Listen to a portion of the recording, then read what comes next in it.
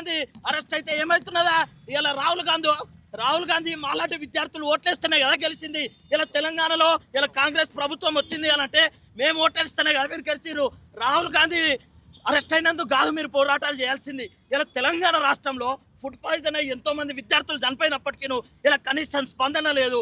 ఇలా ఏ మంత్రి ఏ ఎమ్మెల్యే కూడా పోయి ఆడ పరామర్శించినటువంటి పరిస్థితి ఇలా తెలంగాణ రాష్ట్రంలో లేదు. ఇట్ల మీద మీరు స్పందించండి. ఇలా మీరు అంటా ఉన్నారు కదా ఇది ప్రజాపాలన అంటారు. ఇలా ఉద్యోగాల కోసం అడిగినటువంటి నిరుద్యోగులను ఎండ్రిని దాగండి బాయిల పోయి దుంకండి అని చెప్పేసి చెప్తా ఉన్నారు. ఖబర్దార్ బిడ్డ, మిమ్మల్ని బొందబెట్టే రోజులు దగ్గరనే ఉన్నాయి.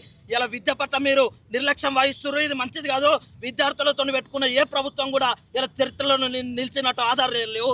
విద్యార్థులు లేని ఉద్యమం లేదు, విద్యార్థులు లేని పోరాటాలు లేవు, విద్యార్థులు లేని ప్రభుత్వం లేదు. తస్మాత్ జాగ్రత్త.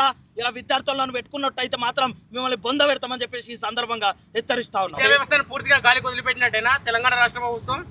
పూర్తిగా గాలి కట్టినటువంటి పరిస్థితి ఇలా మన కళ్ళకు కట్టినట్టుగా కనిపిస్తా ఉన్నది. ఇలా ముఖ్యమంత్రి స్థాయిలో ఉన్న మీరు ఇలా పోయి మీరు కార్పొరేట్ స్కూళ్లను ఓపెన్ చేస్తున్నారు అంటేనే ఇది భ్రష్టు పట్టిపోయింది అని చెప్పేసి ఈ సందర్భంగా మేము హెచ్చరిస్తా ఉన్నాం. మీరు ఇండైరెక్ట్ ఇలా కార్పొరేట్ స్కూళ్లను ఎంకరేజ్ చేస్తున్నారు అని చెప్పేసి మేము హెచ్చరిస్తా ఉన్నాం. అయ్యా అది మీకు మంచిది కాదు. దయచేసి ఇప్పటికైనా గవర్నమెంట్ స్కూల్లో కనీస మౌలిక సదుపాయాలు లేవు. ఆ సదుపాయాలను కల్పించవలసిందే ఇలా భారతీయ విద్యార్థి మోర్చాన డిమాండ్ చేస్తా ఉన్నాం. అంటే విద్యార్థులు ఒక పక్క ఉద్యోగాల గురించి కొట్లాడుతుంటే మనవడికి పూరీలు ఇస్తుంది మరి రేవంత్ రెడ్డి. అవును, మేము అడుగుతున్నాం. అయ్యా రేవంత్ రెడ్డి గారు, ఇలా మీరు మీ మనమడి అడిగితే పూరీలు వేసారు కదా. ఇలా ఇంతమంది విద్యార్థులము మీరు 2 లక్షలు మీరు మేనిఫెస్టోలో పెట్టినటువంటి 2 లక్షల ఉద్యోగాలను రిలీజ్ చేయండి అని అడుగుతున్నాం. మీరేం మాట్లాడుతుర్రా? అధికార మదంతోనే మీరు ఏం చెప్తా ఉన్నారో ఇలా మీరు పోయి ఎండ్రిందా చనిపోయినా కానీ మేము పట్టించుకోమని మాట్లాడుతున్నారు. తస్మాత్ జాగ్రత్త. ఇలా మీరు ఎట్లా రోడ్ల మీద తిరుగుతారో చూస్తాం. రానున్న రోజుల్లో ఈ యొక్క భారతీయ విద్యార్థి మోర్చా ఏవైతే డిమాండ్ పెట్టిందో అన్ని విద్యార్థి సంఘాలను ఏకం చేస్తాం. మీ ఆఫీసులను ముట్టడి చేస్తాం, గాంధీ భవన్ని కూడా ముట్టడి చేస్తాం. మీరు ఎట్లా రోడ్ల మీద తిరుగుతారో చూస్తామని చెప్పేసి ఈ సందర్భంగా హెచ్చరిస్తా ఉన్నా. రాష్ట్ర వ్యాప్తంగా 27,000 స్కూళ్లను తీసుకొచ్చి 4,000 స్కూళ్లకు కుదిస్తామనేటువంటి మాటను వెనక్కి తీసుకోవాలని చెప్పి ప్రభుత్వాన్ని మేము డిమాండ్ చేస్తూ ఉన్నాం. ఇవాళ 27,000 పాఠశాలలు 4,000 కుదిస్తున్నామంటే మిగతా 23,000 పాఠశాలలను మీరు వైన్స్లుగా మారుస్తారా? ఇవాళ మీరు బెల్ట్ షాపులుగా మారుస్తారా? మీరు ఇవాళ నిరుద్యోగుల హబ్బులుగా మారుస్తారా?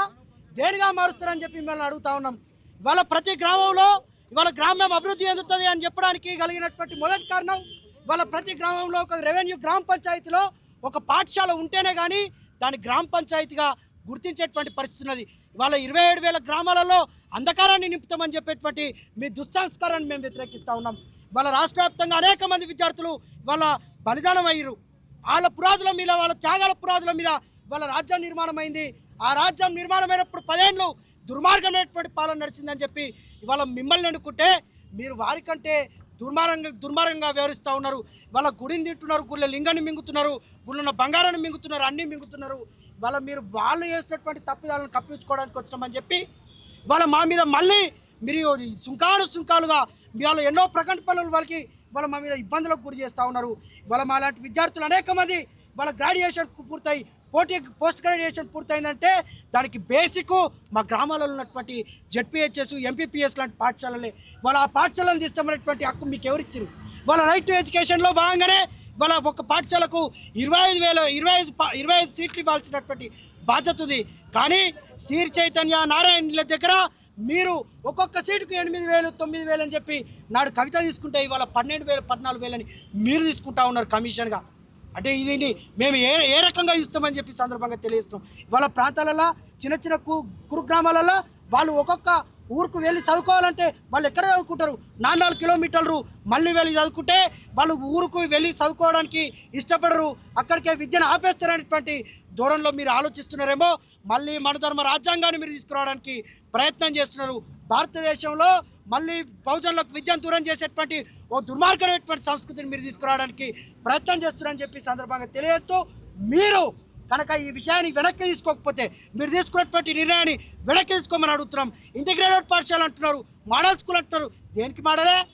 దేనికి మోడలు? మీరు చెప్పినటువంటి పాఠశాలల్లో కనీసం ఆడ గ్రౌండ్ లేదు, కనీసం వసతి లేదు.